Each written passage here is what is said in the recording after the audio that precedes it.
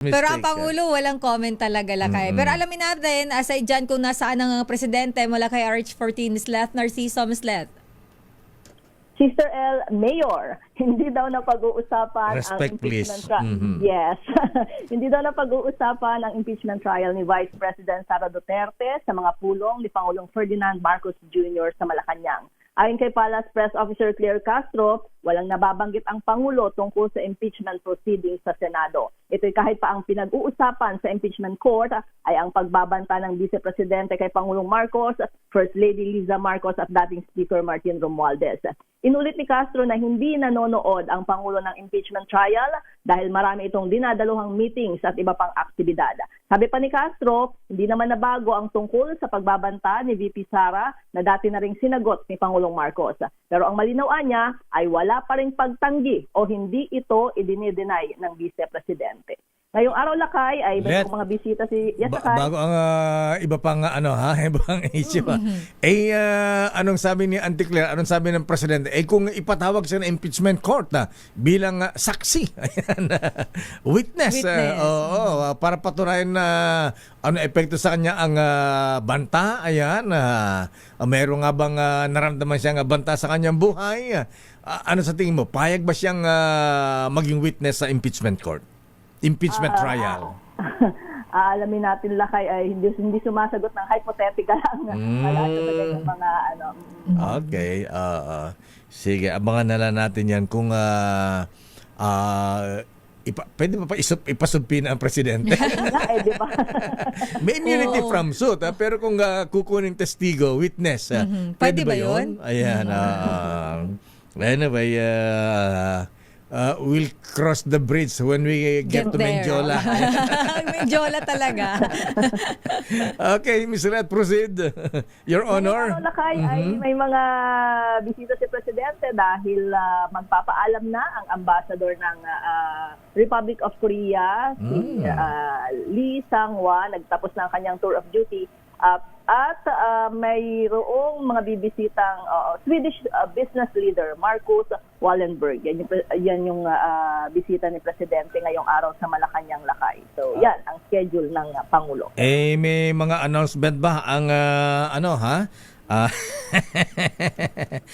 gayahin daw ni Presidente si Supremo. Yes, Ayan, less talk. Less talk, less mistake. Ayan, pero gawa lang daw ng batas. Ayan, gawa lang ng gawa ng trabaho na batas lang, at hindi salita. Ayan.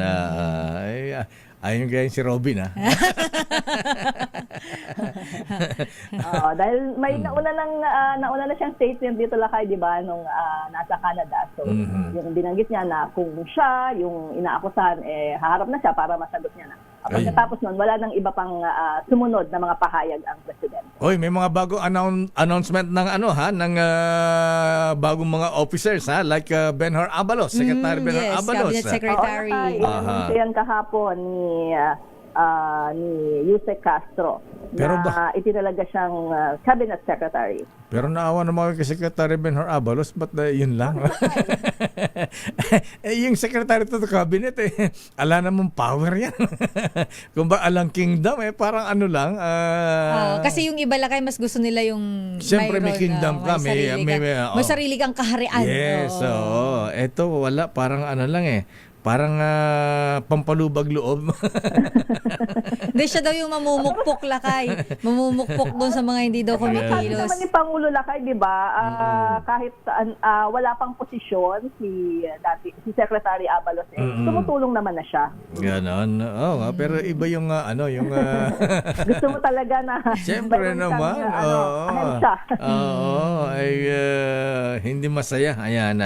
Pero ito masaya, Ayan. Hindi binabanggit ni Auntie Claire to, Ayan, mga brethren, Ayan, i-congratulate ninyo, ang bagong director ng Bureau of Jail and Management Penology, BJMP, Ayan, ba't hindi kasama yata sa binanggit kahapon Leta, itong si General Efren Nemenyo. Ayan, siya ang bagong BJMP kapalit ni BJMP chief na nag-retire, Right Worshipful General Ruel Rivera is the name.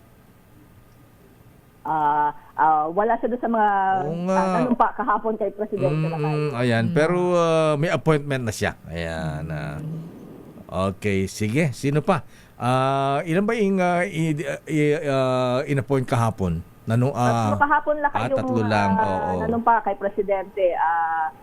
Si Philip Lo na pinuno ng Office of the Presidential Assistant for the Visayas at si Attorney Nisauro Firme bilang ad interim member ng Judicial and Bar Council.